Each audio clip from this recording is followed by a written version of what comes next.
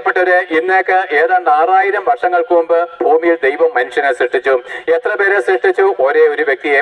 6000 വർഷങ്ങൾക്ക് മുമ്പ് ദൈവം തന്റെ അതേ രൂപത്തിലും സാദൃശ്യത്തിലും മണ്ണുകൊണ്ട് ഒരു മനുഷ്യന്റെ പ്രതിമയുണ്ടാക്കി, അതിൽ ജീവശ്വാസം മൂതി അവനെ ജീവനുള്ള മനുഷ്യനാക്കി ഭൂമിയുടെ മധ്യഭാഗമായിരിക്കുന്ന ഏദനിൽ നിർത്തി.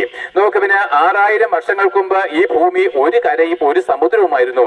ഇതിങ്ങനെ ഖണ്ഡങ്ങളായിട്ട് വേർതിരിയപ്പെട്ടിട്ട്, എന്ന് വെച്ചാൽ ആഫ്രിക്കൻ ഭൂഖണ്ഡം, ഏഷ്യൻ ഭൂഖണ്ഡം, യൂറോപ്യൻ ഭൂഖണ്ഡം, അമേരിക്കൻ ഭൂഖണ്ഡം, ഈ ദ്വീപുകൾ, ഇങ്ങനെ ഇത് ഖണ്ഡങ്ങളാക്കി വേർതിരിക്കപ്പെട്ടിട്ട് ഏതാണ്ട് 4000-ഓളം വർഷങ്ങൾ മാത്രമേ ആയിട്ടുള്ളൂ. അപ്പോൾ 6000 വർഷങ്ങൾക്ക് മുമ്പ് ദൈവം മനുഷ്യനെ സൃഷ്ടിക്കുന്ന നാളിൽ ഇത് ഒരു ഖണ്ഡമായിട്ട് കിടന്നതും അതിന്റെ മധ്യഭാഗമായിരിക്കുന്ന ഏദനിൽ അവനെ നിർത്തുകയും ചെയ്തു. ആ ഏദൻ പർദീസയിലെ ദൈവത്തിന്റെ തോട്ടത്തിൽ അവനെ സൃഷ്ടിച്ചാക്കി. എന്നാൽ നമുക്കറിയാം, നിങ്ങൾക്ക് എല്ലാവർക്കും അറിയുന്നത് പോലെ ഇത് റിയൽ ആയിരിക്കുന്ന ഒരു ഹിസ്റ്ററിയാണ്, അല്ലാതെ ഒരു കെട്ടുകഥയല്ല, ആരുടെയെങ്കിലും ഹൃദയത്തിൽ തോന്നിയ കിഴവി കഥകളുമല്ല. അപ്പോൾ ദൈവത്താൽ സൃഷ്ടിക്കപ്പെട്ട, ദൈവത്തിന്റെ അതേ രൂപത്തിൽ സൃഷ്ടിക്കപ്പെട്ട ഈ ഏക പുരുഷൻ, അവൻ ദൈവത്തിന്റെ മകനും അവൻ ദൈവത്തിന്റെ വിശുദ്ധനുമാണ്. ദൈവത്തിന്റെ മക്കൾ എപ്പോഴും ദൈവത്തിന്റെ മക്കൾ വിശുദ്ധന്മാരാണ്. കാരണം എന്താണ്? ദൈവം വിശുദ്ധനാണെങ്കിൽ മക്കളും വിശുദ്ധനാണ്.